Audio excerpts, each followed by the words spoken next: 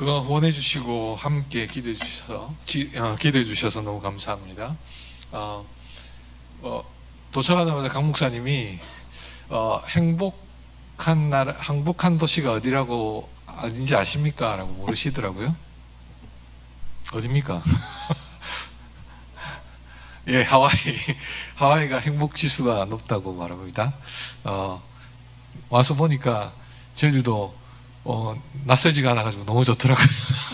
하얀 백인만 있다가 너무 친숙한 얼굴들을 너무 많이 봐서 너무 감사하고, 또 이렇게 귀하게 환영해 주셔서 너무 감사드립니다. 강 목사님 내외와는 인도에서 만났는데요, 그 세월이 좀 굉장히 오래된 것 같습니다. 아까 30년 가까이 된 것 같습니다. 예, 저희들이 인도 사역을 시작하면서부터 이제 목사님 만나니까 같이 또 그것이 인연이 되어서 돌아오셨는데도 또 저희들을 끊임없이 후원해 주시고 함께 기도해 주셔서 너무 감사드립니다. 잠시 기도하고 시작하겠습니다. 사랑의 하나님 감사합니다. 오늘 돌아가심을 감사를 드리고 주님의 능력과 은혜로 붙드시고 이 시간 하나님의 말씀이 온전히 증거되도록 인도하여 주시옵소서. 감사드리며 예수님 이름으로 기도드렸습니다. 아멘. 말씀을 시작하면서 한 사람을 소개할까 합니다. 드라마에 나오는 그냥 살짝 지나가는 조연이에요. 그 조연인데 교회 성도님들이 교회가 너무나 저희들을 너무나 크게 환영해 주셔가지고 지금 좋은 호텔에 머물고 있습니다. 호텔에 들어가면 가장 먼저 만난 사람이 도어맨입니다. 이 도어맨이 그 주인공이 아닌 아주 그냥 지나가는 한 조연인데, 그 조연의 그 대사가 너무 오늘 본문과 오늘 내용과 너무나도 맞물려서 좀 나눌까 합니다. 도어맨이 한 30년을 했대요. 설정이지만 30년간 한다는 게 쉽지는 않잖아요. 30년간 도어맨을 하면서 왜 도어맨을 시작했습니까? 하찮은 직업인데 왜 시작했습니까? 라고 물으니까 이 사람은 행복을 찾아서 왔습니다. 그렇게 말을 하면서 시작을 합니다. 그 사람이 본래는 영업사원이었는데 한국의 영업사원들은 거의 술부장이잖아요. 술 접대하고 이렇게 해야 영업이 되니까 그렇게 하면서 그 호텔을 자주 이용했는데 하루는 호텔에서 그 영업을 하다가 술이 너무 많이 마셔가지고 지금 정신을 잃은 거예요. 그리고 그 다음날 아침에 일어나서 보는데 호텔리어라든지 호텔에 오가는 직원들이 오가는데 얼굴이 너무 행복해 보이더라는 거죠. 그래서 내가 이곳에 있으면 행복해지겠구나, 그런 생각에 도어맨을 시작했답니다. 자기 영업하는 거 다 때려치우고 잘 나가는 제약회사를 때려치우고 도어맨을 시작한 거예요. 그 도어맨을 시작한 그 호텔의 사장이 묻습니다. 그러면 행복은 찾으셨습니까? 그 사람이 하는 말이, 네, 지금은 행복을 좀 이해해 가는 것 같습니다. 그렇게 말을 하더라고요. 이 땅에 살아가는 동안 저희들은 행복을 추구해 갑니다. 행복을 추구해 가지만 사실 행복을 만난다는 게 쉽지는 않죠. 행복을 추구하면서도 그게 무엇이 행복인지 잘 모를 때가 많죠. 한국의 한 리서치 기관이 물었답니다. 리서치를 했대요. 행복하기 위해서 필요한 것이 무엇입니까? 행복은 어떻게 얻어지는 걸까요? 라고 물은 거예요. 그런데 그 사람들마다 여러 가지 이야기가 있겠지만 행복을 위해서는 가족이 있어야 되겠다, 아니면 성취를 해야 되겠다, 여러 가지 다른 이야기를 할 수 있을 거라고 생각하는데, 한국의 그 리서치에서는 결론이 돈입니다. 돈이 필요합니다. 그렇게 나왔더래요. 사실 가족 관계를 잘하는 것도 돈이 있어야 잘할 수 있고, 성취를 한다는 것도, 어떤 일을 이룬다는 것도 돈이 있어야 하는 것은 맞습니다. 돈이 있으면 조금 편하기는 합니다. 그런데 그게 행복을 줄 수 있는지, 그거는 의문입니다. 사실 미국 대선의 한 후보가 한국이 너무 잘 살아서, 갑자기 발전한 한국이 잘 살아서 왜 우리가 한국을 도와줘야 되느냐 할 만큼 한국은 진짜 급성장을 했습니다. 그렇게 급성장한 한국이 사실 돈이 많은 거잖아요. 그럼 행복지수가 높아야 되는데 행복지수가 굉장히 낮은 나라 중에 하나입니다. 그리고 자살률이 상당히 높은 나라 중에 하나입니다. 리서치대로라면 행복해야 돼요. 그런데 행복하지 않는 나라가 한국이 되었습니다. 여러분의 삶에는 어떻습니까? 여러분이 신앙을 가지고 생활하면서 정말 여러분들은 행복을 찾으셨습니까? 그 지나가는 드라마의 한 설정이지만 행복을 찾은 사람의 이야기를 보면서 우리는 과연 행복한 삶을 살아가고 있는지, 무엇을 준비하며 살아가는 것이 우리에게 행복을 가져다 주는지 한번 생각해 볼까 합니다. 오늘 본문은 사도 베드로가 로마 제국 여러 지역에 흩어져 있는 이방 그리스도인들에게 쓴 편지입니다. 그 당시 로마는 번영을 누렸던 곳이죠. 우리가 잘 알고 있듯이 예수님 시대 때도 이미 로마 시대였고요. 약 1400년대까지 존속했던 제국이었습니다. 굉장한 제국이었습니다. 지금도 로마를 지향하는 나라가 있을 만큼 로마는 굉장히 세계의 중심이었습니다. 그거를 표현하기 위한 방식은 아니었지만 모든 길은 군사적인 목적이긴 했지만 모든 길이 로마를 통했습니다. 로마로 그 세계의 중심이 로마인 것을 증명하듯 그렇게 되어 있었습니다. 그뿐만 아니었습니다. 로마는 결국에는 자기네들이 중심이라고 황제를 신의 자리까지 올려놓았습니다. 신의 나라인 로마 제국이라는 거죠. 모든 나라가 마찬가지이긴 하지만 그래도 로마가 그만큼 강대했다라는 겁니다. 근데 로마 사람들도 굉장히 싫어했던 사람들이 있습니다. 주류도 아니었어요. 비주류의 사람들, 한낱 종이던 사람들, 노예였던 사람들, 잡혀왔던 사람들, 그런 사람들이 컨트롤할 수 없는 거예요. 바로 그리스도인들이었습니다. 그 사람들은 목에 칼이 들어와도 뭐라고 이야기하냐면 그리스도가 우리의 왕이십니다. 우리의 참신은 하나님밖에 없습니다. 그렇게 말을 하는 거예요. 얼마나 답답했겠습니까?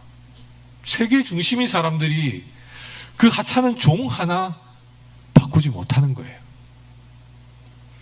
그렇게 답답해하던 사람들. 그리고 로마가 이 편지가 쓰여진 게 로마 황제 시대였을 거라고 대부분의 학자들이 공통적으로 이야기합니다. 네로 황제는 우리가 잘 알잖아요. 어떤 황제였습니까? 자기가 불질러 놓고는 예수쟁이들이 그랬다. 그렇게 해서 핍박이 더욱더 심해지도록 만들었던 사람입니다. 사실 지금 이 시대를 살아가는 우리들은 모습이 좀 다릅니다.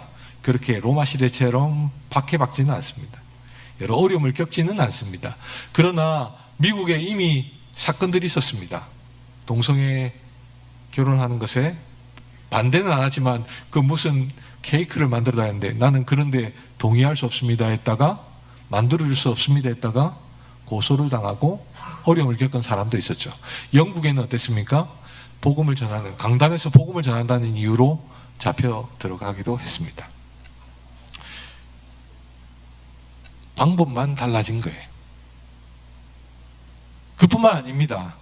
교회는 안팎으로 어려움을 당하고 있습니다. 그 중에 하나가 뭐냐면 교회가 교회다워지지 않고 있습니다. 교회를 문화생활의 일부로 생각하는 사람들이 많아지기 시작했습니다. 그리스도인 스스로도 핍박은 않지만 교회를 문화생활의 한 일부로 생활하는 거죠.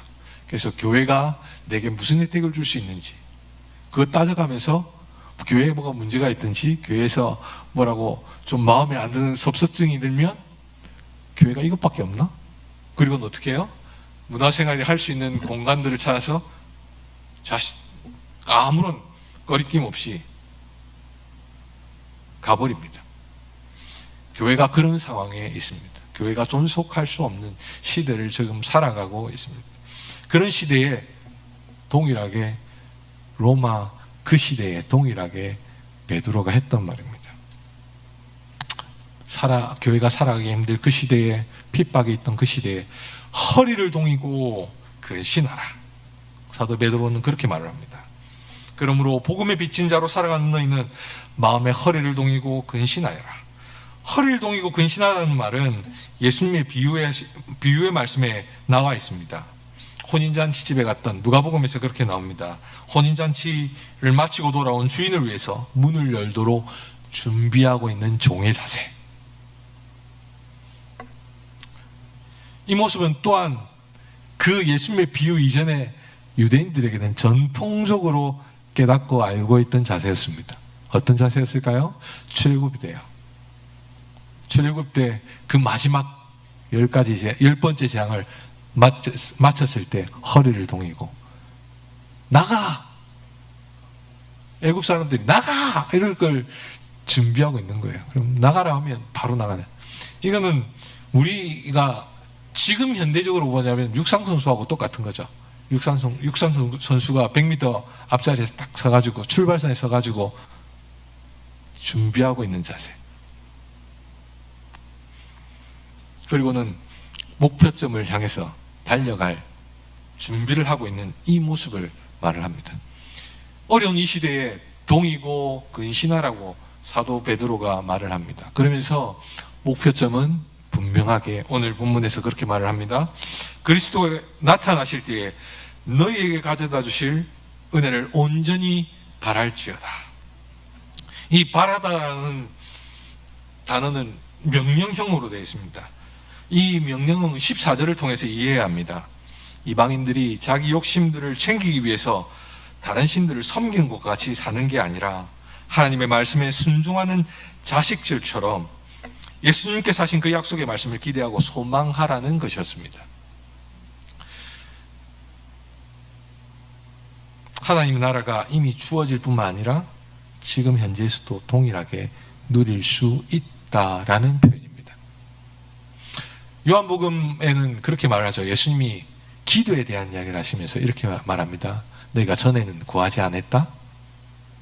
구하지 않았지만 이제는 내 이름으로 구하면 너희가 받게 되겠다. 이거는 미래가 아니었습니다. 현재, 지금 하면 그렇게 이루어 주시겠다라는 말씀이죠.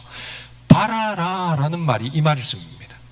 그냥 미래지향적으로 보는 게 아니라 미래도 이루어질 일이지만 지금 현재에도 동일하게 구하고 찾으면 만나지고 경험되어질 것이다.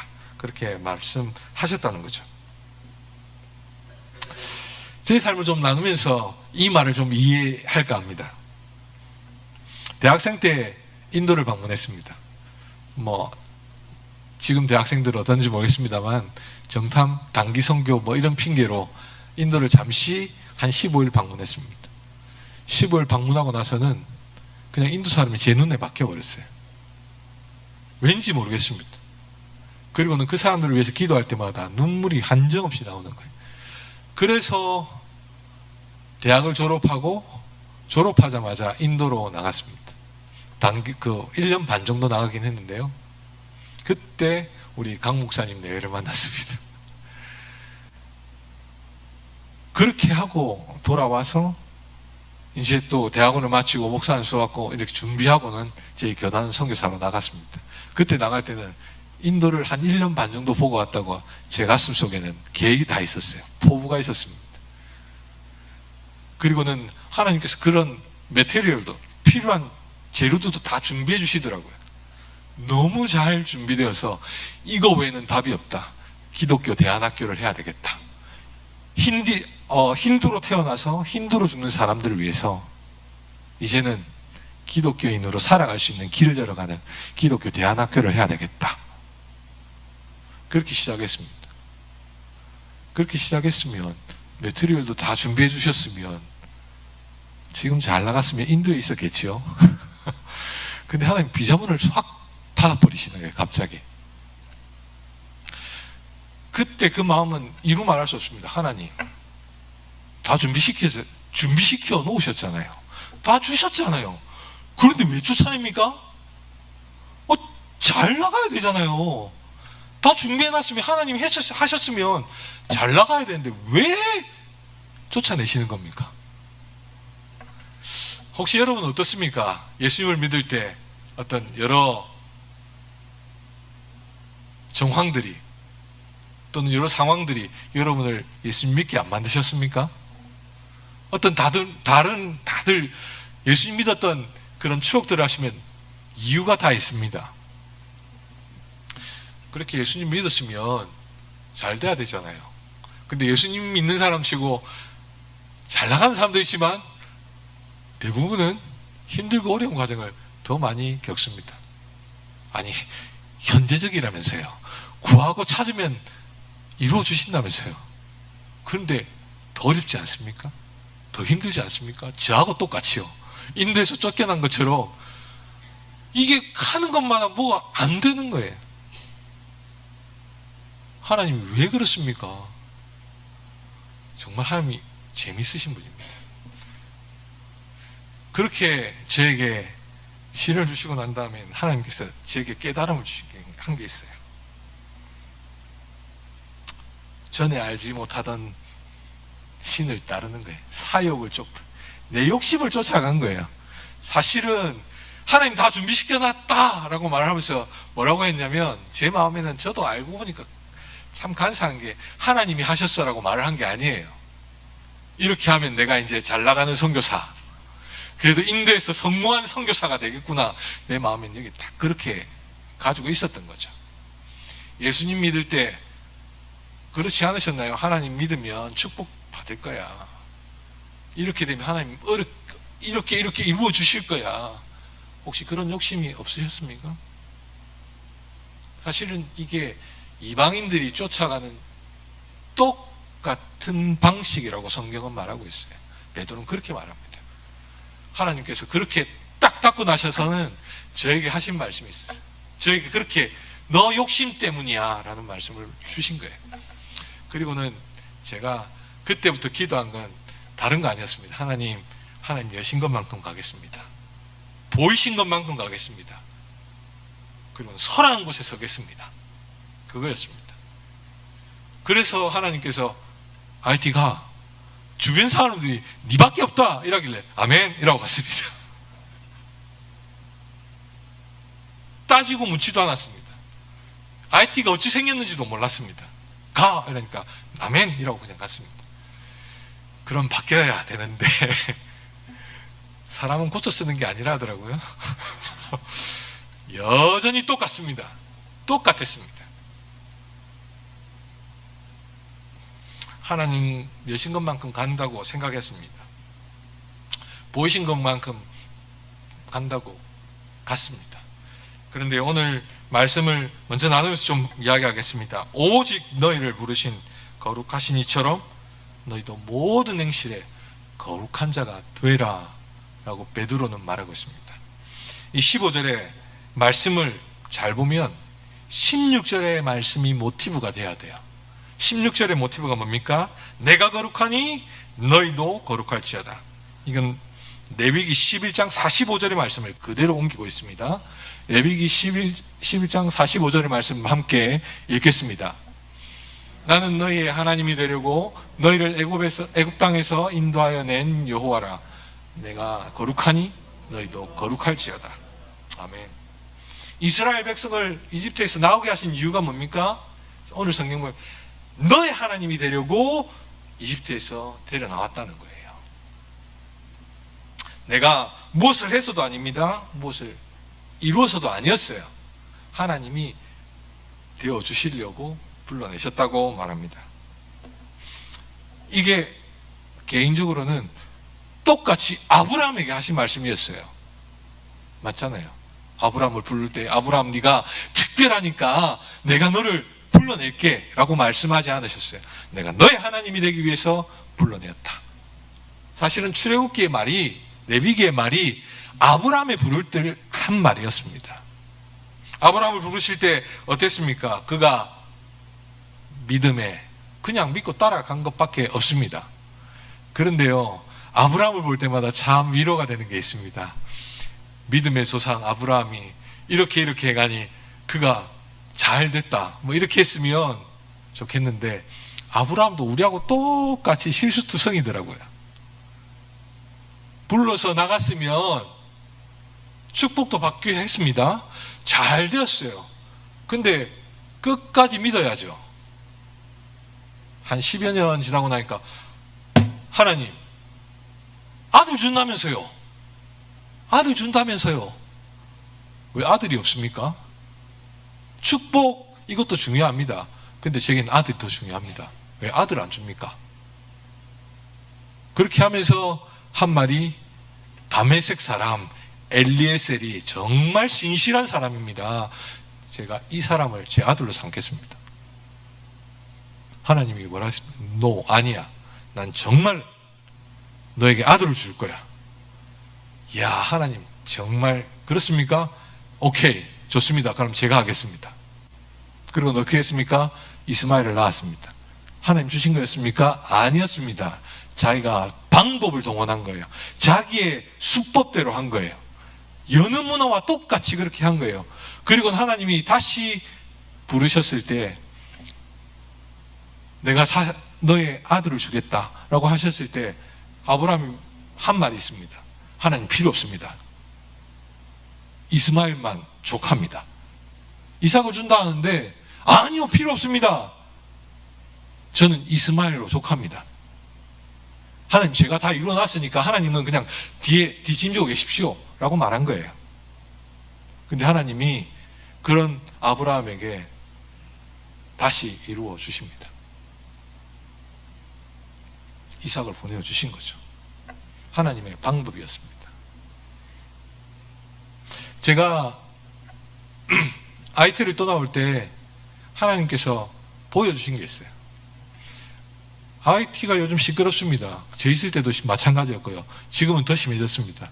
미국계 한국계 미국 선교사님이 아직까지 남아 계신 분이 몇 분 계셨습니다. 근데 그분들이 다 나오셨어요. 헬기 띄워가지고 다 데리고 나오더라고요. 근데요, 그렇게 하는데 이 IT 가운데서 하나님께서 제게는 정말 놀라운 축복을 주셨습니다. 생각도 안 하게 교회를 건축하게 하시고, 한 3년 동안 제 아내와는 주말 부부를 하긴 했지만 정말 신실한 우리 전도사도 같이 동력할 사람도 정말 믿을 만한 동력자도 주셨어요. 지금부터 하면 되는데 하나님 갑자기 그렇게 사건을 만나게 하신 거예요. 그리고는 나와 하시는데 한국에 있는 동안 하나님께서 묻는 게 딱 2가지를 물으셨어요. 첫 번째는 뭐였냐면 교회가 뭐냐였어요. 교회가 뭐냐. 하나님 제가 뭐 잔소리하고 뭐 할 것 없습니다. 교회는 그리스도의 몸 아닙니까? 그리스도의 몸입니다. 딱 그 질문에 하나님, 그 답변에 하나님이 하신 생각이, 저에게 주신 생각은 그러면 그 교회를 내가 가만히 둘까? 그러면 그 교회를 내가 가만히 둘까? 그리스도의 몸입니다. 주께서 살아계시니 주께서 행하십니다. 뒤도 안 돌아보고 다시 다 주고 나왔습니다. 잘 나가는 선교사, 그래도 성공한 선교사 되고 싶은 욕심이 왜 없겠어요, 저도. 근데 그거 다 주고 네가 해라. 근데 하나님께서 놀랍게도 시마다 때마다 채우시는 게 놀랍습니다. 유럽 생활비 만만치 않습니다. 그런데 제 생활비 쪼개 가서 보내고, 하나님 또 필요하시는 대로 보내게 하시고, 행사하는 데 보내게 하시고, 사건 터지면 보내게 하시고, 때마다 시마다 채우시고 역사하시는 게 너무 놀랍습니다. 근데 오늘 성경 본문에 하시는 말씀이 똑같습니다. 내가 거룩하니 너희도 거룩하라는 말이요, 내가 무엇을 할 수 있어서 거룩한 게 아니라는 거였습니다. 하나님, 그분이 거룩하기에 내가 너희를 거룩하게 하겠다. 내가 너를 통해서 무엇이든지 이루어 가겠다. 그렇게 말씀하시는 거였습니다. 하나님께서 모든 생각을 뒤집어 푸신 것 중에 하나가 그거였습니다. 행복은요, 그 조용히 한 말과 똑같았습니다. 하나님이 있는 그 자리에, 하나님이 행하시는 그 자리에 함께 있기만 하면 행복해진다는 거였습니다. 하나님이 행하시는 그곳에 있기만 하면 거룩해진다는 것이었습니다.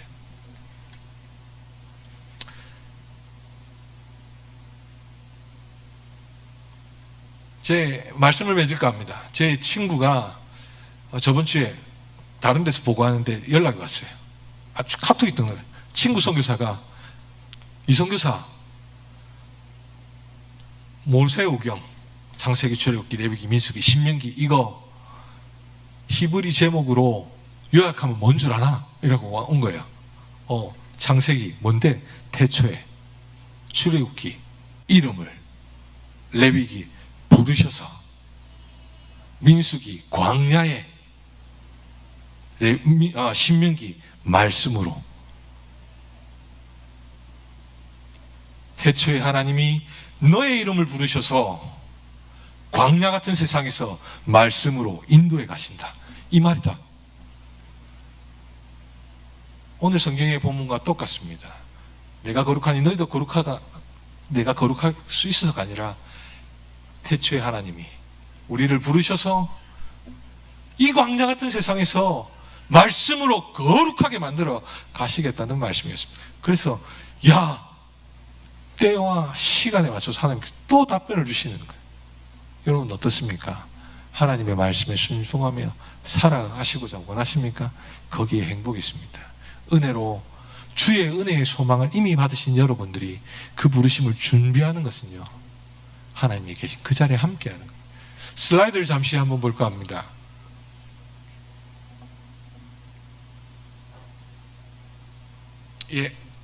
그 다음 발트 3국, 에스토니아, 라트비아, 리투아니아, 이 3국이 러시아에 바로 붙어 있습니다. 발트 3국 중에 중간에 있는 나라입니다. 그 다음입니다. 717년간을 외세 침략으로 고통받는 나라였습니다. 다음입니다. 그 다음 넘어가시겠습니다. 보통 충청도, 전라도, 경상도 이렇게 붙여놓으면 이 정도 나라 땅 크기가 됩니다. 라트비아와 러시아를 사용하고 있고요. 주로 러시아어는 러시아의 지배를 받다 보니까 러시아를 합니다. 반반 쓴다고 생각하면 딱 맞습니다. 근데 이 사람들은 루터도교도 있고 가톨릭도 있고 그리스 종교도 있는데 무신론에 가깝고 무신론자들이 많고 오히려 정령 숭배가 많습니다. 그 다음입니다. 최초의 교회고요. 그 다음입니다. 유대인 문화들이 곳곳에 비어 있습니다. 그 다음입니다. 우리 선임 선교사님이 저를 불러주셔서 이 라트비아에서 지금 공동사역을 하고 있습니다. 공동사역은 알코올 중독자들을 섬기는 겁니다. 그 다음입니다. 그리고 또 리가 선교교회를 섬기고 있습니다. 교환 학생들을 상대로 하고 있어서 매주 6개월만 되면 바뀌고 있습니다. 그럼에도 불구하고 그들에게 필요한 복음의 메시지를 하나님 나누도록 하고 있습니다. 그 다음입니다. 끊임없이 지금도 IT 교회를 지원하고 있습니다. 시마다 때마다 하나님 채우셔서 일들을 감당해 가게 하고 계십니다. 말씀 맺으면서 드렸던 말씀을 다시 한번 반복할까 합니다. 여러분들, 은혜와 소망 가운데 준비하는 사람은 다른 것은 아닙니다. 태초에 여러분의 이름을 부르셔서 광야 같은 세상에서 말씀으로 인도하시는 그 하나님과 함께 살아가는 그것이 정말 미래를 준비하고 하나님의 역사를 준비하는 것입니다. 여러분 삶 속에서 그 하나님을 말마다 경험하시는 여러분 되시기를 소망합니다. 기도하겠습니다. 주님 감사합니다. 오늘 노력하심을 감사를 드리고 주의 역사와 능력